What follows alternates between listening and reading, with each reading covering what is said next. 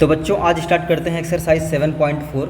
ये एक्सरसाइज काफ़ी ज़्यादा इजी है और इस एक्सरसाइज में हम कॉन्सेप्ट यूज़ करेंगे कंपेयरिंग द फ्रैक्शन। तो आई होप आपने पिछली वीडियोस देख ली हैं ताकि आपको पता चल सके कि फ्रैक्शन को कंपेयर करने के कौन कौन से तरीके होते हैं। तो सबसे पहला क्वेश्चन इसका क्या है, write shaded portion as fraction. यहाँ पे जो भी शेडेड पार्ट है उसको हमें फ्रैक्शन के फॉर्म में लिखना है। Arrange them in ascending and descending order using the correct sign less than, equal to and greater than between the fractions. चलिए स्टार्ट करते हैं।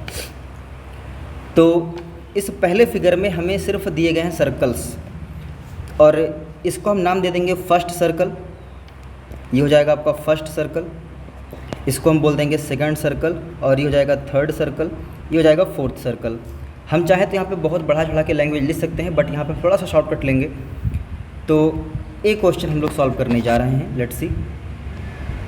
तो ये जो पहला सर्कल है आपका, ये रिप्रेजेंट कर रहा है 1 2 3। यहाँ पे 3 शेडेड पार्ट हैं आउट ऑफ टोटल कितने हैं 1 2 3 4 5 6 7 8।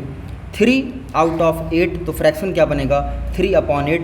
यहाँ पे हम बहुत ज़्यादा डायरेक्ट करेंगे काम अपना, लिखेंगे फर्स्ट सर्कल। ये रिप्रेजेंट कर रहा है 3/8 को, डन। बाकी आपका काम क्या है, आप चाहे तो पूरा लिखें इसको जैसे आप पिछली एक्सरसाइज में कर चुके हैं, जैसे कि shaded part equals to 3, total parts equal to 8, hence the fraction will be 3/8। फिलहाल सेकंड सर्कल किसको रिप्रेजेंट कर रहा है आइए देखते हैं। सेकंड सर्कल रिप्रेजेंट कर रहा है यहाँ पे 1 2 3 4 5 6। 6 आउट ऑफ टोटल कितने हैं 8, तो 6/8 बनेगा यहाँ पे फ्रैक्शन। थर्ड सर्कल, इस थर्ड सर्कल में शेडेड पार्ट कितने हैं 1 2 3 4 out of 8, 4/8 will be the fraction. Fourth circle,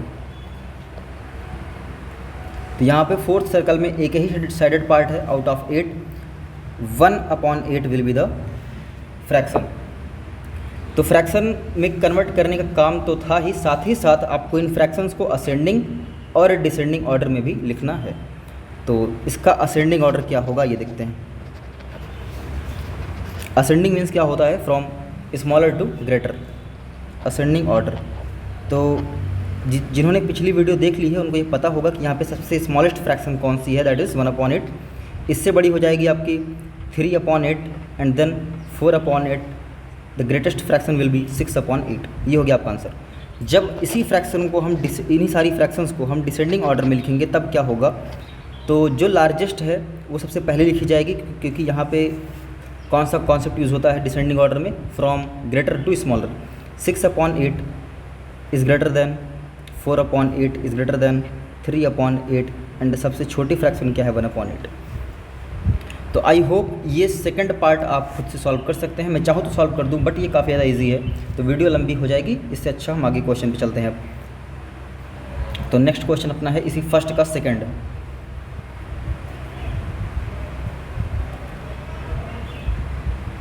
first का ए हो चुका है, बी हो चुका है, सी पे देखते हैं। मतलब ए हो चुका है, बी आपका काम है, सी वाला क्वेश्चन पढ़ते हैं। सो 2/8, 2/6, 4/6, 8/6 and 6/6 on number line. Okay, तो इन सारी फ्रैक्शंस को हमें नंबर लाइन पर शो करना है। पता नहीं ये नंबर लाइन वाला यहाँ पे क्यों दे दिया इन्होंने, बट फिर भी दिया गया तो करना ही पड़ेगा। 2 4 8 6। अगर बच्चों याद हो तो नंबर लाइन के लिए हम सबसे पहला काम क्या करते हैं, एक लाइन ड्रॉ करते हैं। इस पे हम नंबर्स लिखते हैं कौन से 0 1, यहाँ पे आपका 2 होता है, इधर -1 होता है। अगर हम ध्यान दें तो इस 6/6 को छोड़ करके बाकी सारी फ्रैक्शन क्या हैं, प्रॉपर फ्रैक्शन है, क्योंकि इनका न्यूमरेटर छोटा है और डिनोमिनेटर बड़ा है। और 6/6 एक्चुअल में वो 1 है। ये क्या है भैया, ये 1 है, क्योंकि 6 कैंसिल हो जाएगा, क्या बचेगा 1। डिनोमिनेटर यहाँ पे 6 है। तरीका क्या सीखा था हमने कि हम 6 में से एक सब्ट्रैक्ट कर देंगे, यानी कि जो भी डिनोमिनेटर होगा उसमें एक सब्ट्रैक्ट करेंगे, हमें मिलेगा 5। 0 और 1 के बीच में हमें 5 लाइंस ड्रॉ करनी है ताकि ये पूरी की पूरी लेंथ 6 पार्ट में डिवाइड हो सके। तो 1 2 3 4 5, 5 लाइन हमने कर लिया ड्रॉ। इसके बाद ये 0 से लेकर के 1 तक का जो आपका लेंथ है ये 6 पार्ट में डिवाइड हो चुका है। तो 1 2 ये हो जाएगा आपका 2/6। उसके बाद कौन सा था 4/6, 2 के बाद 3 स्किप होगा, ये हो जाएगा 4/6। इसके बाद क्या है 8/6, जो कि यहाँ नहीं मिलेगा, थोड़ा आगे बढ़ना पड़ेगा थोड़ा आगे बढ़ना पड़ेगा। 6/6 आपको मिल जाएगा 8 कैसे मिलेगा, उसके लिए हमें फिर से 1 और 2 के बीच में वही काम करना पड़ेगा जो 0 से 1 के बीच में किया था। तो 1 2 3 4 5, 6 के बाद 7 स्किप करके ये आ गया 8/6। माफ़ कीजिएगा, मैंने अभी थोड़ी देर पहले क्या बोला था कि 6/6 को छोड़ करके बाकी सारी फ्रैक्शन क्या हैं प्रॉपर, बट 8/6 क्या है, ये इम्प्रॉपर फ्रैक्शन है। इसी क्वेश्चन में आगे भी कुछ बातें लिखी गई हैं। Put appropriate signs between the fractions given, ये लाइन में पढ़ रहा हूँ, प्लीज़ ध्यान दीजिए। Put appropriate sign between the fractions given, तो नीचे कुछ फ्रैक्शन है और कंपैरिजन करना है। आइए देखते हैं। दोनों का डिनोमिनेटर है सेम, तो भैया 5 न्यूमरेटर बड़ा इसलिए फ्रैक्शन बड़ी। 3/6 और यहाँ पे 0, तो कोई भी फ्रैक्शन है वो 0 से तो बड़ी होगी ही। 1/6 6/6, डिनोमिनेटर है सेम तो 6 बड़ा हो जाएगा, यहाँ भी डिनोमिनेटर सेम है तो 8 बड़ा हो जाएगा, यानी कि 8/6 फ्रैक्शन बड़ी हो जाएगी। Next question, compare the fractions and put an appropriate sign. वही काम जो भी हमने किया या जो हम करते आ रहे हैं अभी तक। डिनोमिनेटर सेम है, 5 बड़ा है, हो गया काम। यहाँ पे न्यूमरेटर सेम है, ध्यान दीजिए, जब न्यूमरेटर सेम होता है तो सेम हम इसी का उल्टा करते हैं। जैसे 4 एक छोटा नंबर है, मतलब 4 7 से छोटा है, बट ये जो फ्रैक्शन होगी ये बड़ी होगी। 5 डिनोमिनेटर सेम, ये बड़ा होगा। न्यूमरेटर सेम है तो छोटी डिनोमिनेटर वाला फ्रैक्शन बड़ा होगा। Make 5 more such pairs and put appropriate sign, बोल रहे हैं कि ऐसे 5 और पेयर बनाओ और वहाँ पे साइन फिल करो। तो इतने पागल हम लोग नहीं हैं, आगे बहुत सारे क्वेश्चन हैं, हमें खुद से क्वेश्चन बनाने की ज़रूरत नहीं है। ठीक, ऐसा इंसान देखा जो खुद ही अपने लिए समस्या खड़ी करे, है ना, तो क्यों हम लोग समस्या खड़ी करें अपने लिए। आइए, look at the figures and write less than और ग्रेटर देन और equal to between the given fractions, given pair of fractions, sorry. तो फिगर का काम कैसे, मतलब फिगर का यूज़ कैसे करना, आइए देखते हैं। पहला क्वेश्चन 1/6 1/3, हम चाहे तो डायरेक्ट सॉल्व कर सकते हैं, हमें पता है कि भैया 1/3 ही बड़ा होगा। क्यों? क्योंकि न्यूमरेटर सेम है, जो फ्रैक्शन जो डिनोमिनेटर छोटी वो फ्रैक्शन बड़ी, बट हमें फिगर का यूज़ करना है। आइए देखते हैं फिगर का यूज़ कैसे करना है। 1/6 कहाँ दिखा आपको? 1/6 दिखा कहीं क्या? 1/6 दिखा, बिल्कुल दिखा। कहाँ दिखा? ये दिख गया मुझे 1/6, इसको मैंने कर लिया हाईलाइट। 1/3 कहाँ है? 1/3 ये है। तो भैया ये देखिए 1/3 राइट साइड में है, 1/6 लेफ्ट साइड में है।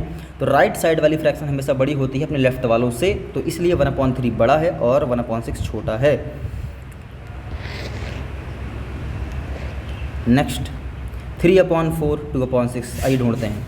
2/4 तो मिल जाएगा आसानी से, कहाँ है, सॉरी 3/4 है, ये मिल गया 3/4 मुझे। 2/6 कहाँ है? ये मिल गया। तो ये जो 3/6 है ये इसके राइट साइड में है, तो 3/6 बड़ा होगा, तो 2/6 छोटा हो जाएगा। थर्ड 2/3 2/4, 2/3 ढूंढते हैं, मिल गया 2/3। 2/4 ये भी मिल गया।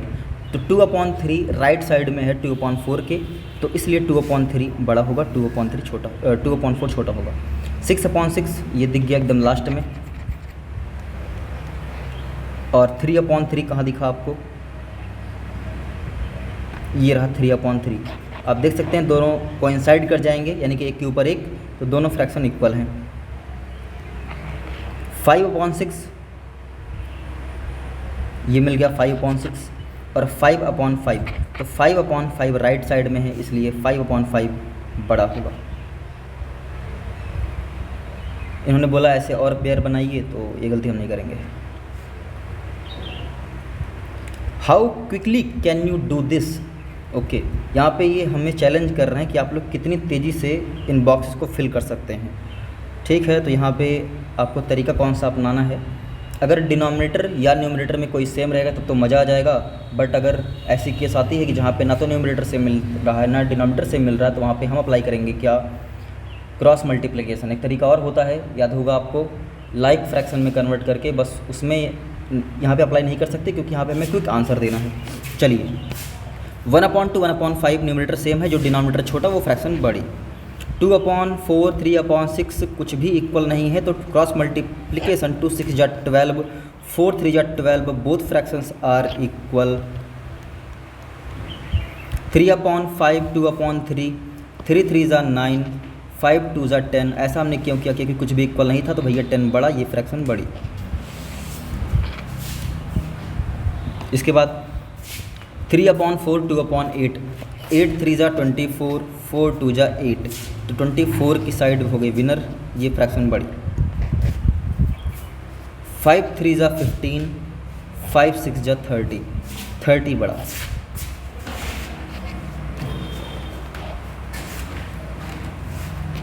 यहाँ पे डिनोमिनेटर सेम है भैया, तो क्या किया जाएगा? हालांकि पिछले वाले में यानी ई वाले पार्ट में मैंने क्या कर दिया, क्रॉस मल्टीप्लिकेशन, उसके बिना भी आंसर निकल सकता था। एफ वाले में डिनोमिनेटर सेम है तो 7 बड़ा, इसलिए फ्रैक्शन बड़ी। ये बाकी का आपका। चलते हैं हम आगे।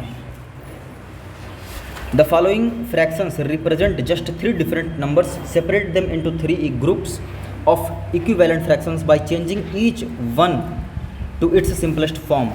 यहाँ पे जितनी भी फ्रैक्शन दिखाई दे रही हैं एक्चुअल में ये बस 3 ही ऐसी फ्रैक्शन है जिनको ये सारी रिप्रेजेंट कर रही हैं। तो सबसे पहले हमें इन्हें सिंपलेस्ट फॉर्म में ब्रेक करना है, तो आपको पता चलेगा कि इन सभी फ्रैक्शन का आंसर जो आएगा वहाँ पे आपको 3 ही आंसर आएंगे बस। तो उसके हिसाब से हमें यहाँ पे सेपरेट कर लेना है इन सबको। हालांकि क्लियर आपको तब होगा जब ये क्वेश्चन मैं पूरी तरीके से सॉल्व कर दूँगा। तो 2/6 करते हैं इसको सॉल्व। 2/12, 2 1 ज़ा 2, 2 6 ज़ा 12, तो 1/6 इज़ द आंसर। हालांकि आप कैसे करेंगे?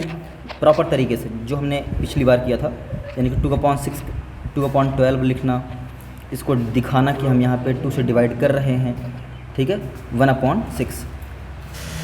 हालांकि मैं बाकियों में डायरेक्ट करने वाला हूँ। तो 3 1 ज़ा 3, 3 5 ज़ा 15, 1/5 इज़ द आंसर। 2 4 ज़ा 8 और 2 25 ज़ा 50, 4/25। 4 4 ज़ा 16, 4 25 ज़ा 100, 4/25। 0 0 cancel, 1/6। 15 come 15, 15 3 75, 1/3।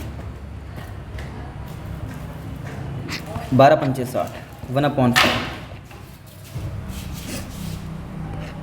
16 6 96, 1/6।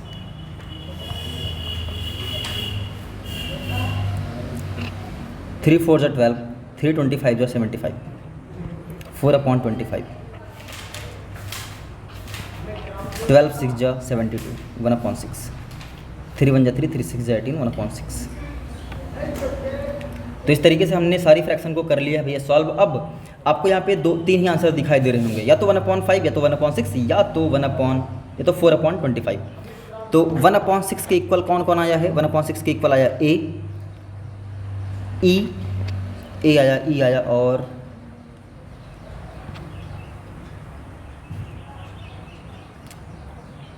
H J and के। ये सारी जो फ्रैक्शन थी ये 1/6 के इक्विवेलेंट थी। अच्छा, 1/5 के इक्वल कौन कौन था? 1/5 के इक्वल था बी, जी, बस 2 ही हैं यहाँ पे। 4/25, तो यहाँ पे आपको दिख जाएगा सी, डी,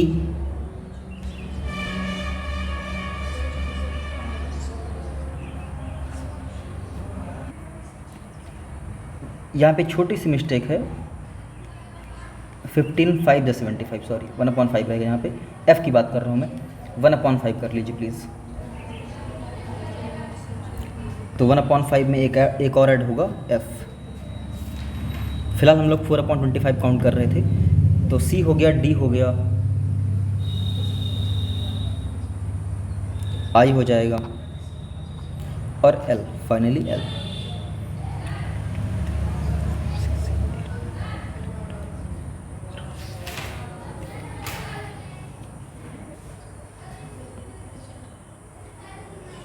तो बच्चों आज के लिए बस इतना ही। नेक्स्ट वीडियो में बाकी एक्सरसाइज हो जाएगी आपकी।